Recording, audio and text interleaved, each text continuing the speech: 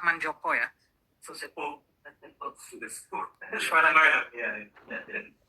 Silakan Pak Nur Rahman Joko.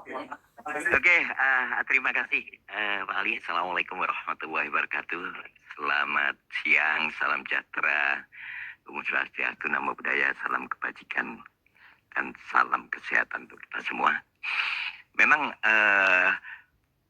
sejak awal saya selalu mengatakan TPP itu seksi, sehingga semua orang memantau dengan baik dan semua orang berharap terlalu banyak pada TPP. Jadi keinginan terlalu tinggi tapi sumber energinya nggak disupport dengan baik. Saya itu hidup di dunia pemberdayaan sudah mulai muda sampai tua ini dan di berbagai program. Cakupan kerja TPP itu paling gila yang saya selama hidup itu ya. Mulai muda saya hidup di program, Pak. Dimulai di NGO, mulai SMA sampai lulus kuliah sampai program.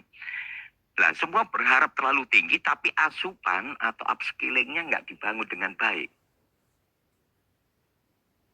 Nah, terus kemudian karena faktor politik juga berpengaruh sehingga euforia terhadap TPP itu dan harapannya selalu tinggi, tekanan politik selalu tinggi. Padahal kalau kita komparasi dengan program yang sama di Kemensos, PKH, sama kualitas. Dia hanya cakupannya kecil. Nah, sementara di TPP ini, kalau kita mau bicara pada policy-nya udah bener enggak? Policy udah turun, koordinasi antar UK1 udah bener enggak? Udah baik enggak? Karena fakta, kebetulan saya jadi PLT Koordinasi ini baru merasakan bener, paling berat. Teman-teman sudah memfasilitasi BUMDes. Ada desa-desa yang pemekaran sudah difasilitasi itu di NTB, di mana-mana. Ternyata di UK1-nya belum diupdate nama desa tersebut. Ya, kita sudah komplain berkali-kali, nggak ada perubahan. Begitu juga kontribusi kita pada nggak bisa kita hindari fakta. Mulai pendataan dan terakhir tadi disebutkan KDM. Koperasi Desa Mareput oleh Pak Roni. Sehingga yang terjadi TPP itu banyak kerjaan-kerjaan dadakan yang cepat sekali. Sehingga aspek yang paling mendasar di pemberdayaan itu hilang. Bagaimana melakukan perubahan cara pandang masyarakat, perubahan perilaku, sampai penataan kelembagaannya. Karena tuntutan-tuntutan yang seringkali, kalau kita ukur, sangat-sangat tidak rasional pada sisi politik. Bagaimana kalau kita bandingkan antar program aja, di Kemendes saja, misalkan program yang sektoral ya, proyek ini, proyek P3PD kemarin, dengan cakupan kerja yang kayak gitu, honornya tinggi, orang nggak nuntut. Tapi TPP kalau kita lihat dari sisi sistem, apa mungkin apa benar sih kalau kita mau jujur evaluasi dengan baik, dengan honor di bawah UMP kabupaten, dengan tuntutan yang sangat tinggi, ini paling gila Pak. Kebetulan saya baru jadi PLT Kornas Pak. Yang ya dulu kita hindari. Ini sangat gak rasional. Dan saya mengawal benar pada saat KDMP itu karena target-target capaian nasional, gak ada liburnya teman-teman. Saya Sabtu Minggu ngontrol semua teman-teman. Lah, kenapa TPP itu menjadi sorotan publik? Karena seksi secara politik. Nah, ini harus kita akui atau tidak. Sehingga semua kesalahan seolah timpakan TPP. Semua TPP jelek, TPP baik. Padahal kemarin kita rapat dengan Kemenkop. Kemenkop sendiri mengakui peran TPP dalam proses pembentukan KDMP itu gila. Saya nggak bisa bayangin kalau istilah orang Kemenkop kemarin. Bagaimana cara kerja dan faktanya memang kita Sabtu Minggu teman-teman sampai malam-malam nggak ini.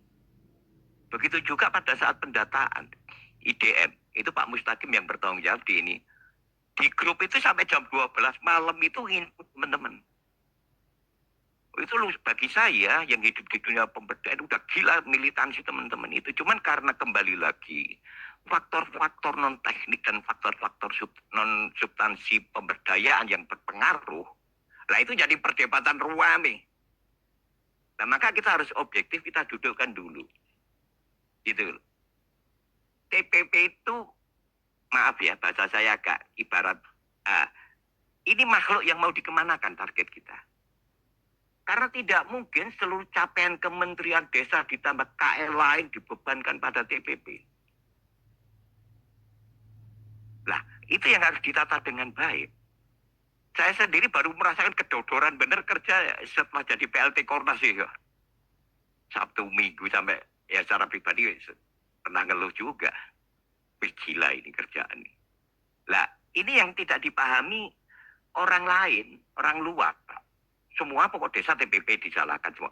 Di satu sisi TPP itu nggak ada kewenangannya di dalam pendampingan.